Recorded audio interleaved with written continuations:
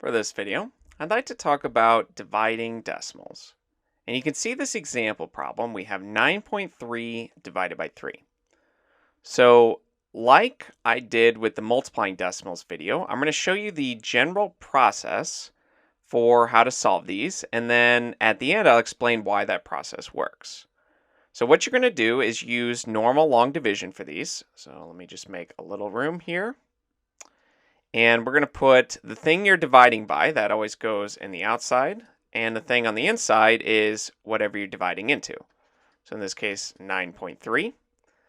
Now, with this type of problem, you don't have to do too much work because the number you're dividing by does not have a decimal on it. Now, if this had a decimal on it, like 3.1, then we would have to change the numbers. So essentially, we would multiply both of these by 10 and make it 31 going into 93, and then just solve that problem. But since we did not have a decimal on the number we're dividing into, we just divide normally. 3 goes into 9 3 times. 3 and 3 make 9. We find the remainder, which is 0, and you bring down the next number. 3 goes into 3 one time. Now, the difference when multiplying by decimals is that once you pass the decimal place, you're just going to bring this right up. So 3.1, and again, you'd find the remainder. 1 and 3 make 3, and the remainder is 0, and there's nothing left to bring down. So this is your final answer. You just get 3.1 here. Now let's do another one where you actually have to change the problem. These are going to be more typical. So let's say we have 14.6 and we're going to divide it by 2.2. So we're going to set this up just as a normal division problem. The thing you divide by goes on the outside, and on the inside is the thing you're dividing into. Now, like I mentioned, when you have a decimal here, what we're going to do is essentially move this decimal so that it becomes a whole number. Now, if there are multiple decimal places, you'll have to move it multiple times. But in this case, there's only one. So we move this one once, and we're going to do the same thing here. We'll move this one once.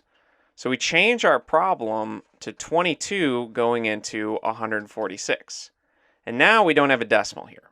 So that was the whole purpose of this, was just to remove that decimal place, because division without the decimal is much easier.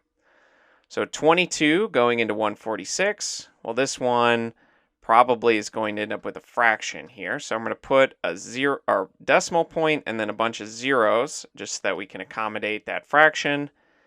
But 22 goes into 146. You'd have to guess it, but let's say 6 times. I think 7 will be too much. 6 and 20 makes 120. 6 and 2 makes 12. So this is 132. And if you added 22 to this, it would go over 146. So 6 is the right number. You find the remainder. This is 4. This is 1. You carry down a 0, but we have to put a decimal here now. Remember, once you cross the decimal place and you start bringing down numbers after the decimal, you have to move the decimal up. Now, 22 goes into 140. Same amount, 6 times. So we again can put our 132, and we subtract here. You find 8, you bring down the 0, and this process is going to continue. Goes in 3 times there, because then we get 66, get a remainder of 14. And I didn't check this beforehand, so this might keep going. Actually, it looks like it's going to repeat now, because 22 goes into this 6 times, and then this again gives us 132. We're going to subtract again. Get 8, bring down another 0, and goes back to 3. So it's going to repeat 6.63, repeating as our answer. But the main idea is that when you are dividing by a decimal, it's much easier to do the long division when you get rid of those decimals. And what we did is just, once we set it up in our division problem, we just move that decimal place as many times as we needed, just 1 in this case. You have to do the same thing to the number on the inside. So if we move this one place, then we move this one place. And then you just carry out the division normally. Now, why did this actually make sense? Why can we do this? Well, think about 14.6 divided by 2.2. I'm going to write it as a fraction, because this fraction bar just means division. So these two statements are equivalent.